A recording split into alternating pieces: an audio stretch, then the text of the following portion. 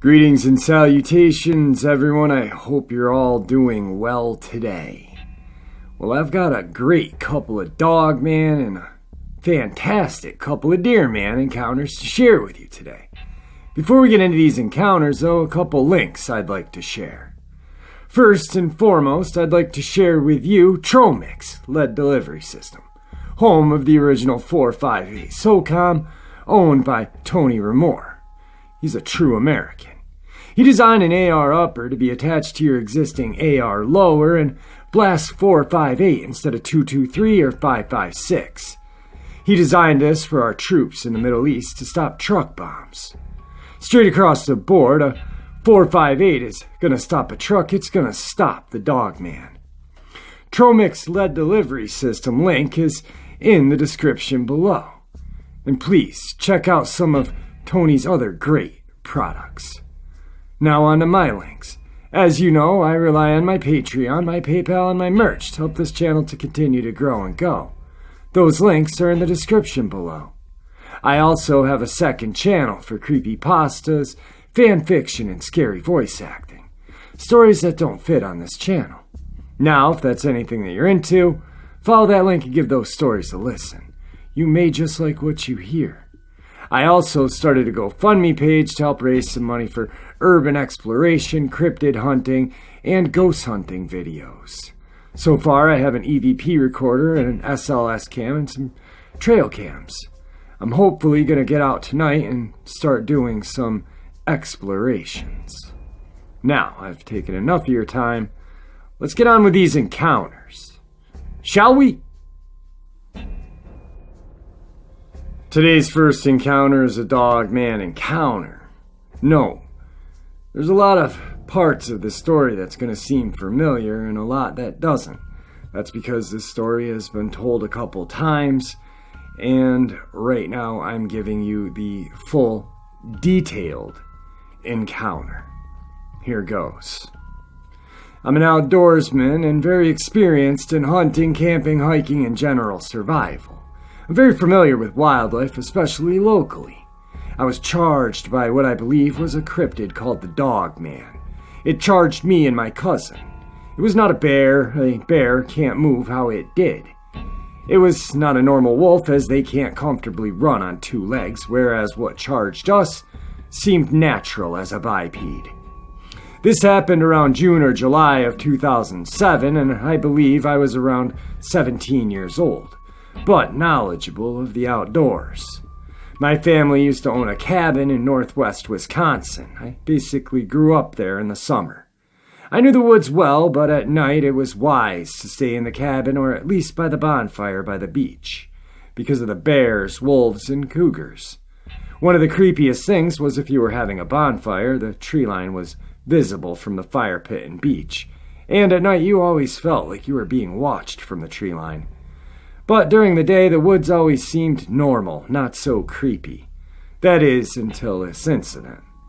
So this happened somewhere between 12 and 2 in the afternoon. My cousin and I were having an airsoft battle. I was in full woodland camo. He was not. I retreated on the ATV trail into the woods for a tactical advantage. And our battle took us about 200 meters into about a third of the way up the trail. We had enough at this point, and we were standing at the edge of the clearing on the trail talking, and he was maybe 10 feet from me. When I decided to mess with him, I shushed him and said, "We're being watched." He froze. I then realized the woods were dead quiet and got spooked and started scanning the tree line and the other edge of the clearing from left to right. That's when I saw it. Its teeth gave it away. It was panting and staring at my cousin. I don't expect you to believe me, but what I saw was a wolf as big as a black bear, at least 300 pounds. But it wasn't normal.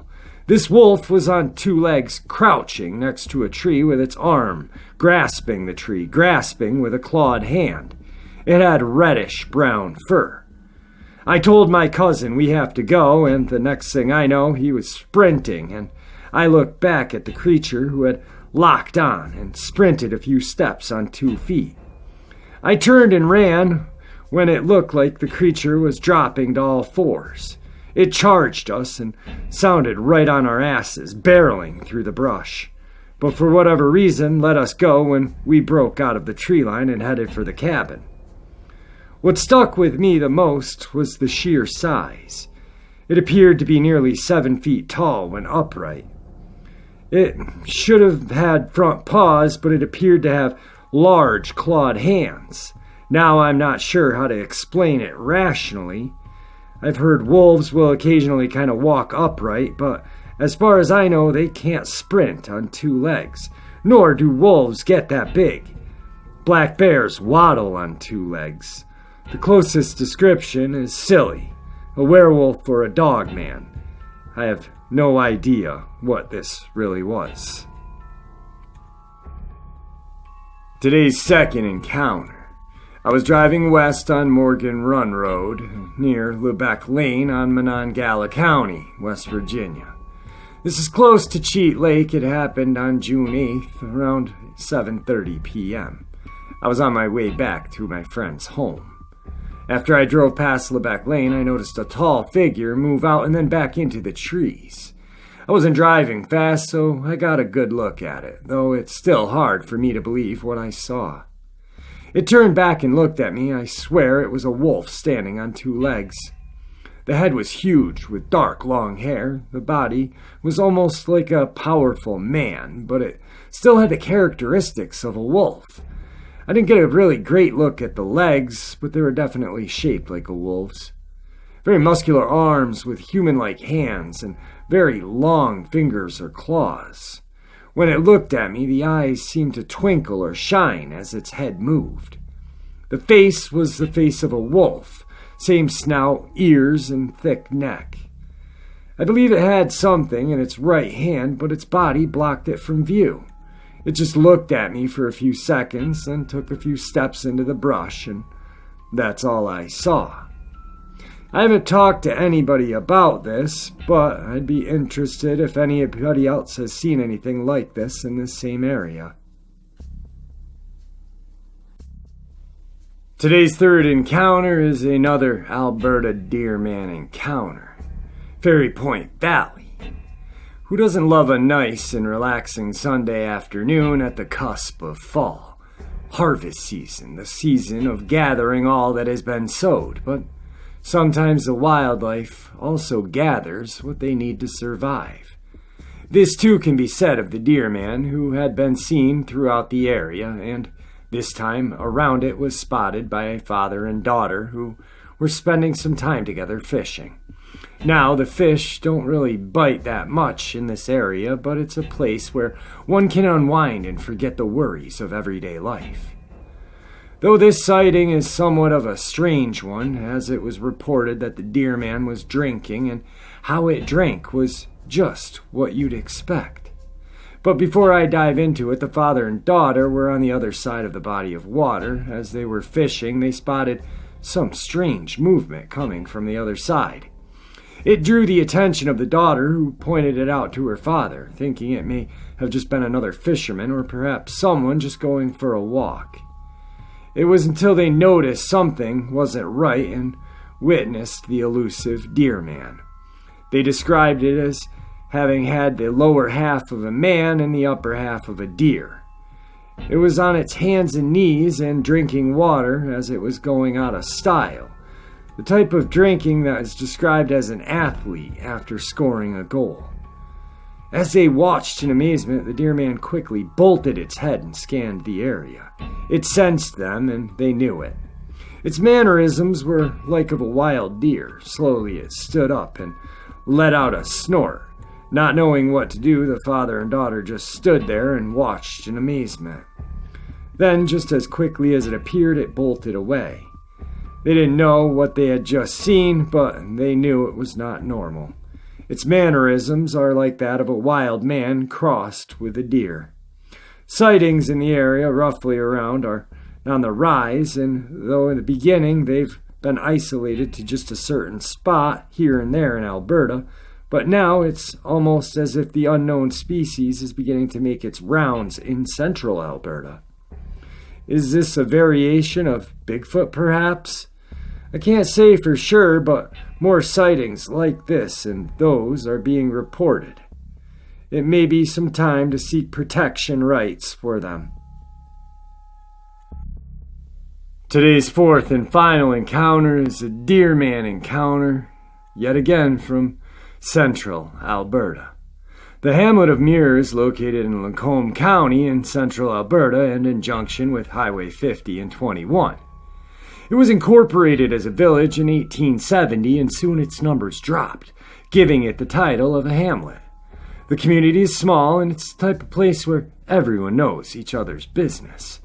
So with a population of roughly 502 people, someone's bound to see something, and that's just what happened.